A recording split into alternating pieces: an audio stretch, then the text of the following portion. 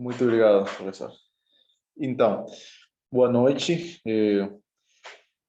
Hoje vamos ter mais uma aula das revisão de artigos, tá? Sou Gorky Hidrovo, R2 de Cirurgia Oncológica, com a orientação do Dr. Jorge Menhardt. O artigo de hoje vai ser sobre Hereditary Diffuse Gastric Cancer, Update Consensus Guidelines for Clinical Management and Directorize Future Research, que foi um artigo publicado no 2010 na revista médica da Genética. Tá? Um artigo um pouco antigo, porém com informação importante para lembrar. Tá? Então, esse artigo começa com uma introdução falando que a neoplasia gástrica é a quarta mais frequente de todos os cânceres a nível mundial. Ele normalmente, esse ano, fala que girava 2.030 mortes anuais. Tá? E a maioria dos casos são esporádicos. Porém, de 1 a 3% dos casos são hereditários. Normalmente são causadas por uma Hereditary Diffuse Cancer Gastric, que é a doença que agora vamos a tratar, a falar, que é o câncer gástrico difuso hereditário. Tá? Normalmente, as apresentações mais frequentes nesse tipo de apresentação de câncer gástrico vai ser um tipo difuso ou uma rinite plástica. Então, tem dois critérios para poder definir essa doença familiar hereditária. Então, o primeiro é que tem que ter um ou mais casos documentados de câncer gástrico diretos em familiares de primeira ou segunda ordem, diagnosticados menos de 50 anos, antes de 50 anos. O segundo critério é ter 3 ou mais casos documentados de câncer gástrico difuso em familiares também de primeira ou segunda ordem, independente da idade. Então, se tiver alguns daqueles dois critérios, entrava na revisão. Tá? Então, eles relatam que a principal etiologia desse tipo de câncer gástrico vai ser a supressão do gene de E-caderina, que foi observado entre 25% a 50% dos pacientes. Tá? Então, e além disso, se observou que as pessoas com mutações desse tipo de gene tinham 80% de risco de apresentar a doença, esse tipo de câncer gástrico difuso hereditário. Então, na metodologia, a gente vai falar que é um consenso, não é um artigo, não foi uma investigação, foi um consenso de especialistas em câncer gástrico de 9 diferentes países, em diferentes tipos de centros especializados em câncer gástrico, né? Que o propósito era estabelecer futuras diretrizes de pesquisa durante 10 anos. Entre os especialistas foram considerados cirurgiões, gastroenterologistas, oncologistas clínicos, geneticistas, biologistas moleculares e patologistas, patólogos. Os tópicos discutidos foram 4. O primeiro foi o aconselhamento genético. O segundo, o acompanhamento endoscópico. O terceiro, que para nós um pouco mais importante, foi a parte cirúrgica, que era a gastrectomia profilática. Como quarto tema foi o processamento diagnóstico patológico. Então, falando das 4 partes do consenso, no aconselhamento genético, eles recomendaram que todo paciente que foi diagnosticado ou que cumpriu algum dos critérios para catalogar de câncer gástrico difuso hereditário tinha que ter uma avaliação genética e pelo menos 3 gerações familiares, tá? Além disso, todo paciente que vai ser investigado geneticamente tem que cumprir com consentimento informado. Por que é importante falar isso? Se observou que pacientes menos de 20 anos dificilmente cumpriam ou iam desenvolver esse tipo de câncer gástrico, esse tipo de doença. Porém, se apresentaram casos de 16 anos, então se estabeleceu que a idade para poder iniciar esse tipo de avaliação genética vai ser a partir dos 18 anos, quando o paciente podia firmar ou assinar um consentimento informado. Tá? Então, além disso, era importante detalhar que esse câncer gástrico normalmente estava associado a células de neodicinete, tá? E deve ser considerado na avaliação genética, sem importar ser um caso esporádico ou não. O que significa que se tiver pacientes com câncer gástrico difuso que tem associado a células de neodicinete, independentemente de cumprir o critério RUNAL do câncer gástrico familiar, hereditário, deveria ser avaliado geneticamente. Tá? Outro ponto importante para falar, que se observou que os pacientes com alterações do gene de cadeína estavam associados também a câncer mamário. É por isso que se recomendou fazer mamografias anualmente, ressonâncias magnéticas de mama também anualmente, e pelo menos um exame físico mamário 2 vezes por ano, tudo a partir dos 35 anos, né? Chegaram ao consenso que não está recomendado realizar mastectomia profilática ou quimioprevenção com tamoxifeno. Tá? E também se evidenciou que os pacientes com essa imunossupressão desse gene tinham uma evidência de estar relacionado também com câncer de cólon. É por isso que esses pacientes com essa alteração genética se recomenda realizar colonoscopias cada 3 ou 5 anos a partir dos 40 anos. Tá? Normalmente a apresentação do câncer de cólon foram com presença de células de neodicinete ou neoplasias mucinosas. Como segundo ponto, falam sobre o acompanhamento endoscópico. Então,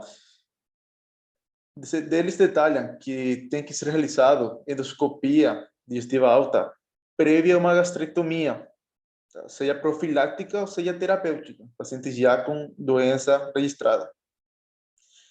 Para comparar tanto o aspecto macroscópico do tumor, como também a histologia pré e pós-operatória, porque tem pacientes que durante a endoscopia prévia não tem sinais de células de neodicinete e depois no pós-operatório se encontraram focos isolados.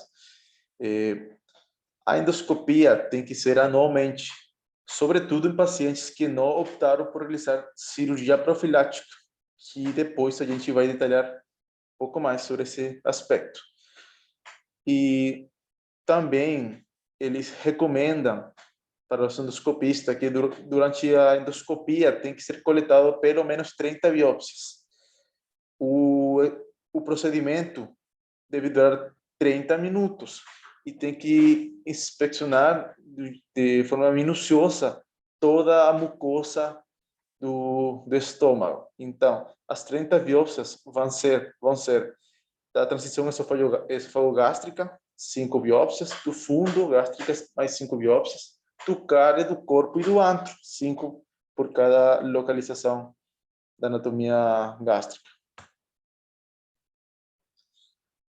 Depois, tocamos o tema da gastrectomia profilática, que é o ponto mais importante para nós. Então, não tem o consenso foi um pouco difícil de determinar certas diretrizes, mas concordaram em diferentes tipos de indicações. A primeira, que todo paciente que tem um alto risco familiar de mutação de CDH1 tem que ser indicado uma gastrectomia profilática, independentemente da idade. Tem centros que recomendavam realizar em pacientes depois dos 20 anos, depois de 20 anos, e outros centros avaliam que era independente da idade. Além disso, pacientes que tinham uma biópsia positiva para neoplasia na endoscopia, sobretudo com a Cinet, tinha que ser submetidos a uma gastrectomia profilática. E também, por último, pacientes com exame genético que foi positivo para a mutação do gene CDH1, porém com biópsias de endoscopias negativas, pelo risco de apresentar um câncer difuso, tinha que ser submetidos também a uma gastrectomia profilática. Se evidenciou que em pacientes maiores a 40 anos, com sintomatologia de obstrutivo, sintomatologia de câncer gástrico difuso, tinha um prognóstico menor a 10%. E por isso a importância da gastrectomia profilática. E sempre tem que ser discutido previamente e indicados depois de uma reunião de um comitê multidisciplinar. Entre os detalhes cirúrgicos, eles detalham que tem que ter uma reconstrução em Y de Roux, e a anastomose de jejum jejunal tem que ficar pelo menos 50 centímetros da anastomose esôfago-jejunal. Assim diminui o risco do refluxo. O margem proximal vai ser o esôfago distal, e tem que ter cuidado para evitar que seja excluído parte da mucosa do cárdia gástrico. Não é recomendado linfadenectomia, porque estamos falando de gastrectomia profilática, né? Não pacientes que já foram positivos para neoplasia. Então, se falamos de profilática, são pacientes que, a princípio, não têm câncer diagnosticado na endoscopia. Então, pacientes que não têm, a princípio, não tem um T positivo, ou tem um risco de ter um T1, T2 positivo, não teriam benefício de realizar uma linfadenectomia, tá? E eles recomendam, estamos falando de 2009, que a melhor abordagem vai ser a abordagem laparoscópica, sobretudo em serviços com experiência. Eles relatam que se o cirurgião não tem muita experiência em realizar gastrectomias laparoscópicas, o ideal seria realizar via laparotômica, porque estamos falando de um paciente sano, normalmente jovem, que o ideal é evitar todas as complicações pós-operatórias que podem acontecer. Entre as morbilidades, entre as complicações, os efeitos secundários que normalmente apresentam esse tipo de pacientes, vai ser plenitude pós-prandial. Por isso a importância de solicitar um acompanhamento nutricional, o síndrome de Dumping, intolerância à lactose, estatorreia, mal absorção lipídica, e tem que sempre lembrar que tem que fazer a reposição parenteral de vitamina B12, sempre estar pesquisando, solicitando hemogramas para descartar anemia por deficiência de vitamina B12. Então, e outros tipos de vitaminas que podem apresentar déficit. E depois, como último, passamos ao processamento e diagnóstico patológico. Então, eles iniciam essa parte do consenso falando que até 2010, 2009, que fizeram o consenso, foram analisadas 96 peças, nesse momento consideradas como gastrectomias profiláticas. É importante falar que tinha pouco tempo de ser estabelecidos os critérios, então não tinha um N importante. Dessas 96 peças, 23 casos depois foram avaliados que já tinham um diagnóstico prévio de um carcinoma em estadios iniciais. Então, dessas 96, 73 casos realmente foram gastrectomias profiláticas. Desses 73 casos, 93% dos casos já tinham carcinoma com células em anel de Synnet. E, esses 93, e o restante tinham pelo menos carcinoma em situ, focos in situ de células em anel de Synnet. Então, estamos falando que praticamente os 100% dos pacientes submetidos a uma gastrectomia profilática tinham ou bem um carcinoma, um T1A, ou um carcinoma in situ gástrico com células de Neocinete. Então, até por isso a importância da cirurgia profilática. Então, por que falaram isso? Porque eles aí detalham dois termos principais, os termos principais de lesões precursoras a estadios T1A, considerados T in situ, que são os carcinomas in situ com células de Neocinete dentro da membrana basal, e a dispersão pagetoide de células em anel de Synnet, que ficam embaixo de um epitélio íntegro das glândulas gástricas.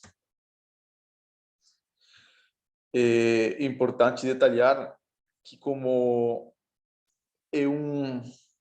se apresenta em ocasiões sofocos in situ, tem que ser processadas pelo menos entre 100 a 300 lâminas de parafina por estômago, ser localizadas bem na peça, tirar foto da peça para poder documentar bem o lugar das lâminas de parafina, e o laudo final tem que apresentar o sítio anatômico,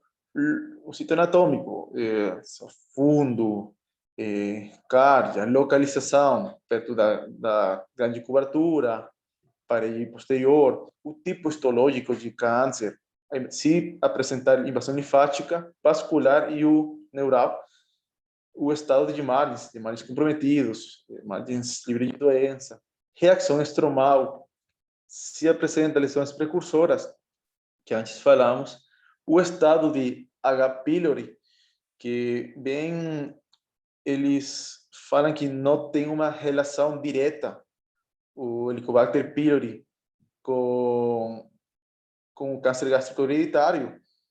A gente sabe que o principal fator procancerígeno para uma transformação maligna. Então, também tem que ser detalhado. E também estados nanoplásticos, como gastrite crônica, gastrite aguda, tá? Todos têm que estar incluídos no lado da patologia.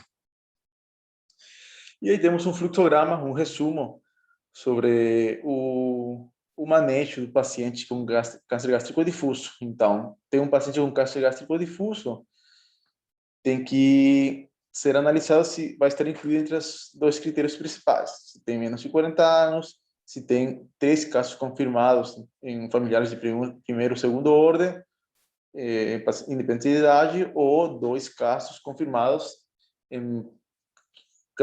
de pacientes menores de 50 anos, mulheres menores de 50 anos.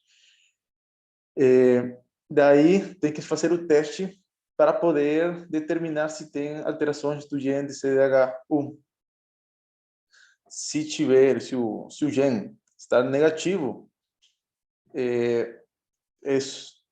não entra no estudo, entra só um acompanhamento. Se for positivo, vai ser levado para um round multidisciplinar para poder definir e ser optado por uma gastrectomia profilática. Se o paciente não aceita a gastrectomia, vai entrar um acompanhamento com endoscopia cada ano. Se na endoscopia a biópsia é negativa, vai manter acompanhamento. Se a biópsia for positiva, tem que entrar novamente, tem que se oferecer a gastrectomia profilática. E depois da gastrectomia profilática, tem que ser encaminhado para um acompanhamento nutricional, tem que fazer pesquisa e screening para neoplasia de mama e screening para câncer de cólon com colonoscopias a partir dos 40 anos ou colonoscopias com a idade de 10 anos antes do paciente mais jovem da família diagnosticada de câncer gástrico.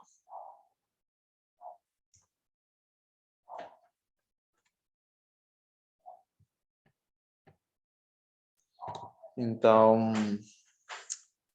é isso. Fica aberto para perguntas ou orientações sobre o tema, tanto pode ser do consenso como do câncer gástrico em geral.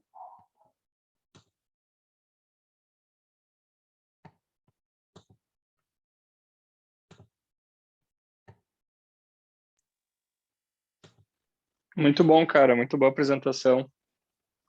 Excelente, parabéns aí. Tudo bem, Gork. Tem uma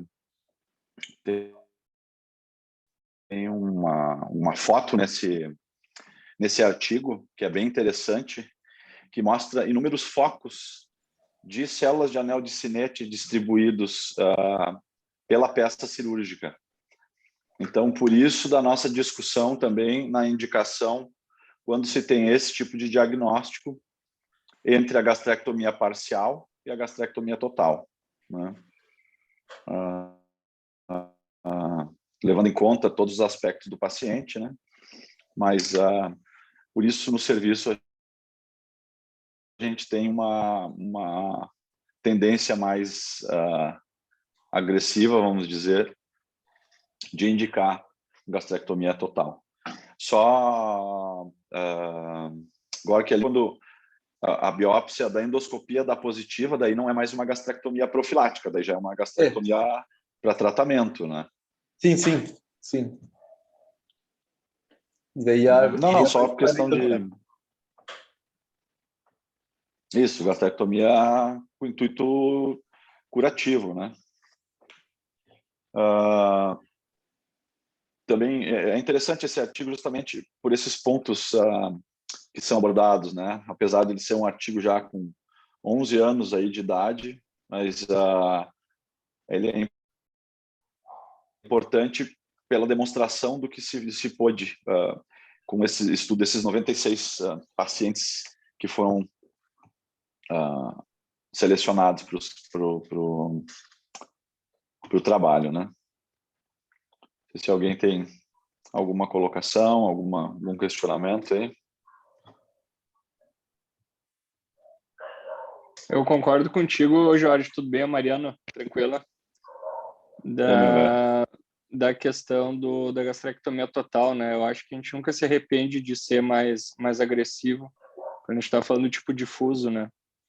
Claro, algumas ponderações aqui, um pouco a idade do paciente, enfim, mas Isso. cada vez mais a gente tem visto paciente jovem, né? Ainda mais se tratando do tipo difuso hereditário. Então, acho que a gente não se arrepende fazendo uma ressecção mais radical mesmo. Sendo que aí na profilaxia não se faz a linfadenectomia. E aí quando tem o diagnóstico, daí sim, aí se vai para linfadenectomia associada, né? Então, depois, se a profilática e na patologia, no AP, vem como positivo, teria que fazer uma linfadenectomia complementar ou só acompanhamento, que é um tema que não coloca no consenso e fiquei na dúvida. Eu acho que tem que fazer linfadenectomia complementar, professor.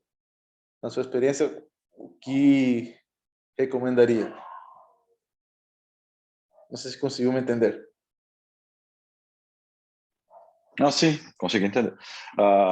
Na verdade, aí isso vai à discussão, né? O paciente vai para quimioterapia adjuvante e aí se vê cada caso, na verdade, né? Sei o que vocês têm feito alguma coisa diferente, Mariana? Acho que cada vez mais é difícil a gente ter uma surpresa no anátomo, assim, mas eu acho que tem que avaliar o número de linfonodos, o estadiamento dessa lesão, né? A gente avaliar o T dessa lesão e daqui um pouco o paciente com um T mais avançado, enfim, mas é difícil a gente não ter identificado antes, né? Isso que eu tô querendo dizer, assim, provavelmente teria uma surpresa de um tumor in situ, que daí eu acho que não você pegou de precisaria fazer surpresa e mudar linfadenectomia. totalmente o anátomo, né? Exatamente, é muito, muito improvável, assim. Eu acho que a gente poderia ver daqui um pouco alguma lesão in situ, que daí eu acho que não precisaria a gente se preocupar com a linfadenectomia e a própria gastrectomia profilática já teria cumprido, né, seu papel aí na prevenção de uma doença mais avançada depois. Mas eu acho que é isso, um T mais avançado, daí eu acho que dificilmente nos pegaria de surpresa, assim. Não acredito. Seria visto em algum talvez... exame, né, de imagem, já prévio. Exatamente. Talvez aí complementar. Boa noite, não cumprimentei todo mundo, tudo bem.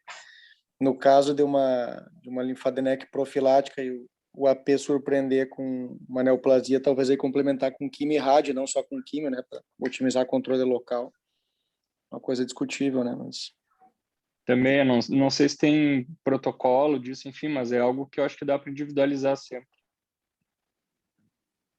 Concordo. Excelente, muito bom.